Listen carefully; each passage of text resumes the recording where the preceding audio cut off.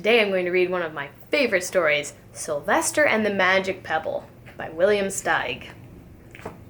Sylvester Duncan lived with his mother and father in Oatesdale. One of his favorite hobbies was collecting pebbles of unusual shape and color. On a rainy Saturday during vacation, he found a quite extraordinary one. While he was inspecting it, he began to shiver, probably from excitement, and the rain was cold on his back. "Oh, I wish it would stop raining," he said to himself. And to his great surprise, the rain vanished. It didn't stop slowly like rain usually does. It was just gone. The drops vanished on the way down, the clouds disappeared, everything was dry, and the sun was shining as if it had never rained at all. Now, in all his young life, Sylvester had never had a wish granted so quickly, so he thought there must be magic at work. And he figured the magic must be in the remarkable-looking red pebble, where in fact it was. To make a test, he put the pebble on the ground and said, "I wish it would rain again." Nothing happened.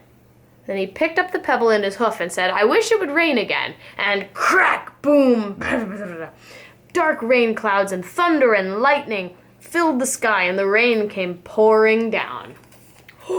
"What a lucky day this is," thought Sylvester. "From now on, I can wish for anything I want. My mother and father can have whatever they want. My relatives, my friends, and anybody at all can have whatever they want." So he wished the sunshine back in the sky, and he wished a little wart would go off of his foot, and it did. And he started home, eager to amaze his mother and father with his magic pebble. He could hardly wait to see their faces, and figured they probably wouldn't believe him at first. But just as he was crossing Strawberry Hill to make it home, thinking of all the many things he could wish for, he was startled to see a mean, hungry-looking lion looking right at him from behind some tall grass. He was so frightened. If Sylvester hadn't been so frightened, he might have made a wish to make the lion disappear or turn into a flower, or he could have wished himself safely back at home. But when you're scared, you don't think clearly. And he didn't have time to calm down first. He could have wished many things, but he panicked and he couldn't think carefully. "I wish I was a rock," Sylvester thought, and he became a rock. The lion came bounding over and sniffed the rock 100 times, walked around and around, and then went away, confused, perplexed, puzzled, and bewildered. "I saw that little donkey as clear as day. Maybe I'm going crazy," thought the lion.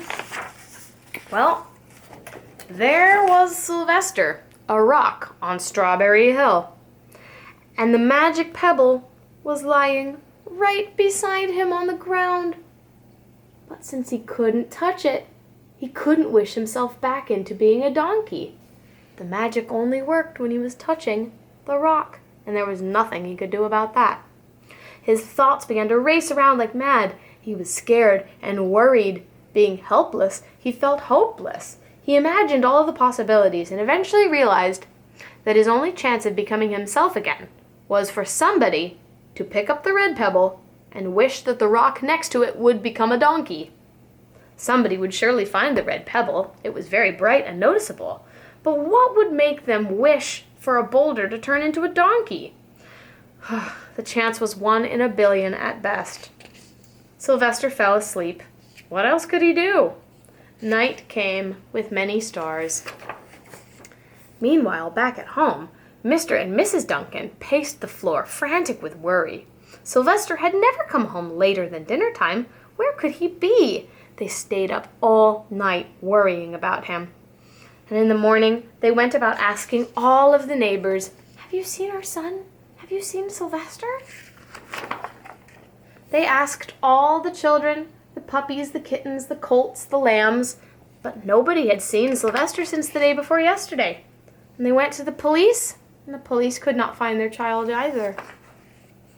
All the dogs in Oatesdale went searching for him. They sniffed behind every rock and tree and blade of grass, and down every nook and gully of the neighborhood and beyond, but nobody found a scent of him. The dogs even sniffed the rock on Strawberry Hill, but the magic was so good, it smelled like a rock. It didn't smell like a donkey. After months of searching the same places over and over, and asking the same people over and over, Mr. and Mrs. Duncan began to give up hope. They began to believe that something awful must have happened, that perhaps Sylvester was eaten by a lion or something, and that they would never see him again. They were miserable. They tried to go about their life in their usual ways, but their life and usual ways involved Sylvester, and everything reminded them of him. Night followed day, and day followed night, over and over and over, and Sylvester the rock on the hill began to wake up less and less often. When he was awake, he felt sad. He felt that he would probably be a rock forever, and he tried to get used to it. He went into an endless sleep. The days grew cold, and fall came with the leaves changing color and blowing down around him. And then came winter. The winds blew and the snow fell. Mostly the animals stayed indoors, living on food they'd stored up in their dens. One day, a wolf came and sat on the rock that was Sylvester, and howled because he was hungry. And then the snow melted, the earth warmed up in the spring, and things budded. Leaves were on the trees again, and flowers showed their young faces. And one day in May, Mr. Duncan insisted that his wife go with him on a picnic. "We've got to cheer up, darling," he said. "Let us try to live again and be happy, even though Sylvester, our angel, is no longer with us." And they went to Strawberry Hill. Mrs. Duncan sat down on the rock. The warmth of his own mother sitting on him woke Sylvester up from his deep sleep. Oh, how he wanted to shout, "Mother, Mother, Father, it's me, Sylvester, I'm right here!" But he could not talk because he was a rock. Mr. Duncan walked aimlessly about while Mrs. Duncan set out the picnic food on the rock. Alfalfa sandwiches, pickled oats, sassafras salad, Timothy compote. Suddenly, Mr. Duncan found the extraordinary red pebble. "Oh, what a beautiful pebble!" he said. "Oh, Sylvester would have loved this for his collection." And he put the pebble on the rock. They sat down to eat.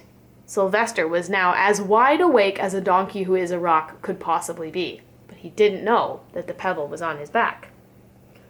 "You know," said Mrs. Duncan, "I have the strangest feeling that Sylvester is alive and not very far away."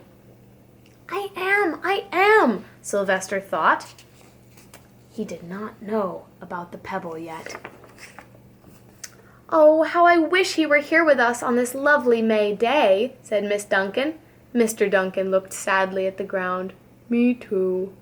"I wish I were myself again, I wish I were myself again," thought Sylvester, and poof! In an instant, he was.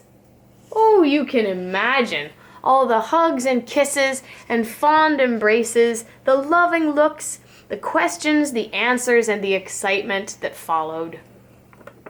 When they had eventually calmed down a bit and had gotten home, Mr. Duncan put the magic pebble in an iron safe. Maybe someday they would make a wish on it, but really, for now, what could they wish for? They had each other, and that was all they'd ever wanted. The end. Thank you for listening.